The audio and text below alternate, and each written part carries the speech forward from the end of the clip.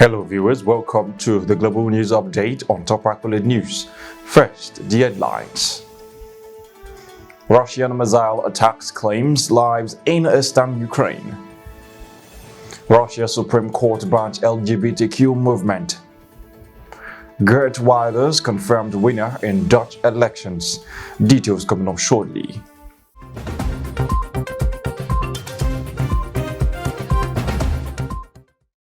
On security matters, Russian missile attacks claim lives in eastern Ukraine.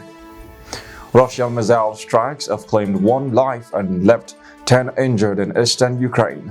The strikes targeted settlements mostly occupied by the Ukrainian forces, intensifying the conflict. Ukrainian Interior Minister Ihor Klymenko reported the attacks on settlements including Pokrovsk, Novohrodivka and Myrnohrad. The shelling injured 10 people, including 4 children, and 4 individuals are still trapped under the rubble. Among the wounded is a family with 2 children and an apartment block. Private houses, a police station, cars, and garage suffered damage. The Ukrainian military in response claimed to have shot down 14 out of 20 drones in a Russian overnight strike. The situation remains tense, with Russia indicating the intention to take over the entire Donetsk. In politics, Russia's Supreme Court bans LGBTQ movement. Russia's Supreme Court has declared the international LGBTQ movement as extremist, imposing a ban on its activities within the country. The ruling issued on Thursday categorizes LGBTQ activists as extremists, raising concerns about potential arrest and prosecutions. The court specified the ban on the international LGBT public movement and its subdivisions and declared an immediate prohibition on its activities within Russia. The hearing, held behind closed doors, lacked defense representation, heightening fears of a severe crackdown on gay, lesbian, and transgender rights. Human rights organizations including Amnesty International have condemned the ruling as shameful and absurd, warning of potential violations of freedom of association and expression. Moving into politics, Geert Wilders confirmed winner in Dutch elections. Geert Wilders has been officially confirmed as the winner in the Dutch elections. The far-right leader and his PVV Freedom Party secured 37 seats in the 150-seat parliament, sending shockwaves through European politics. While this victory marks a significant movement for Wilders, the path forward presents formidable challenges. The highly fragmented Dutch political system demands intricate coalition building, and Wilders faces hurdles due to his party's anti-Islam stance. With the aim of forming a coalition, Wilders eyes partnerships with the centre-right VVD, the pro-reform New Social Contract, and the BBB Farmers Party. However, both the VVD and the NSC have, for the moment, declined negotiations. You are watching the news on Tragically News. Do stay with us. Still to come.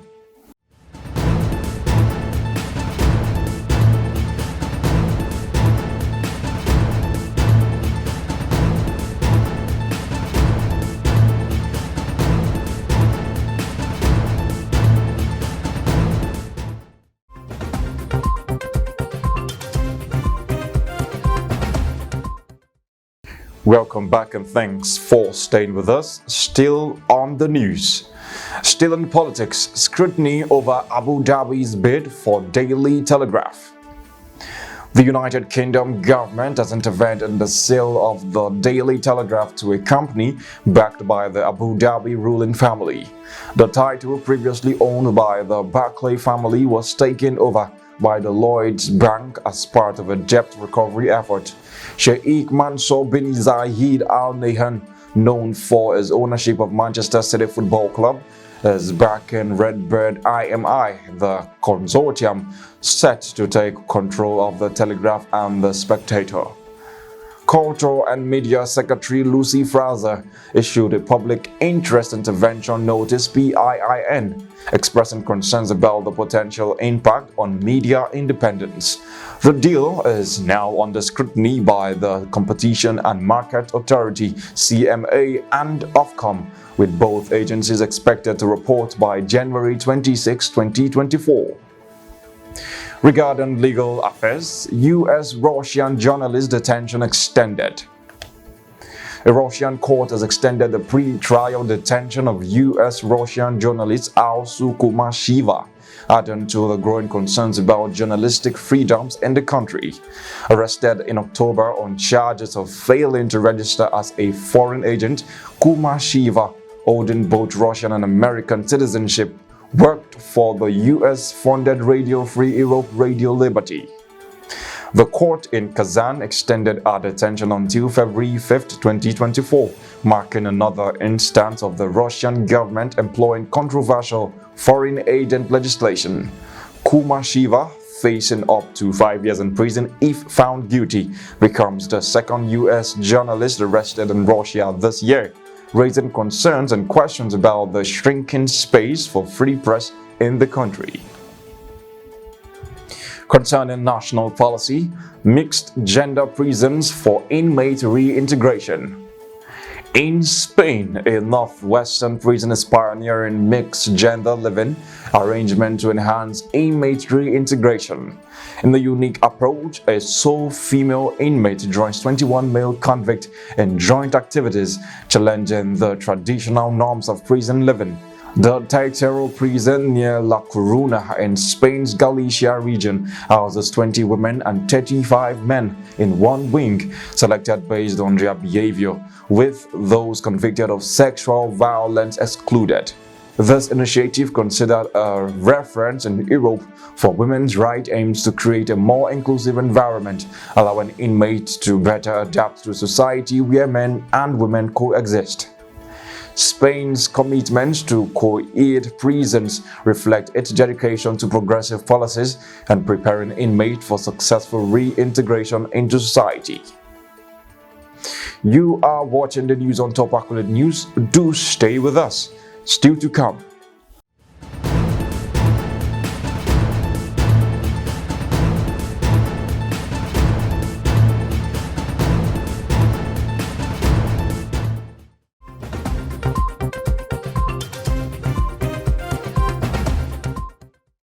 Welcome back and thanks for staying with us. And now the rest of the news. Moving into space exploration, space pioneer Mary Cleave passes away. NASA announces the passing away of Mary Cleave at the age of 76, a pioneering astronaut who made history in 1989. Cleave was the first woman to fly on a space shuttle mission after the Challenger disaster. Born in Great Neck, New York, she carved a path through the cosmos, earning accolades for her contributions to science and exploration. Cleave, with a background in biological sciences, microbial ecology, civil and environmental engineering, exemplified trailblazing determination. Her legacy includes serving as a flight engineer on NASA's Space Shuttle Atlantis in 1985. Contributing to the shuttle's robotic armed operations. The space community mourns the loss of a visionary who played a vital role in advancing space exploration. In sports, Mourinho criticizes Roma players in Europa League. In a post-match analysis, Roma's football boss Jose Mourinho has voiced strong criticism of his players, accusing them of a superficial approach during their Europa League draw against Servette. Despite Romelu Lukaku giving them the lead in the first half, Roma settled for a 1-1 draw in Geneva. Mourinho expressed his frustration, singling out certain players for their lack of focus and commitment. The draw leaves Roma in second place in the group, 2 points behind leader Slavia Prague. Mourinho emphasized the missed opportunity to secure a victory and questioned the mindset of certain players, highlighting the need for a more consistent and determined performance. That concludes our global news update for today. Stay tuned for more international news and development. Thanks for joining us. I am Jonathan Pobe. Connect and engage with us on all our social media handles. Do have a wonderful day.